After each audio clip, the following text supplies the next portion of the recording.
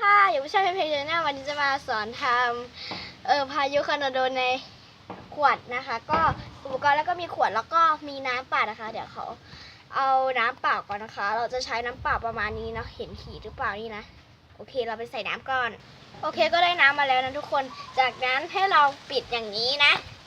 แล้วก็ให้เอามาอย่างเงี้ย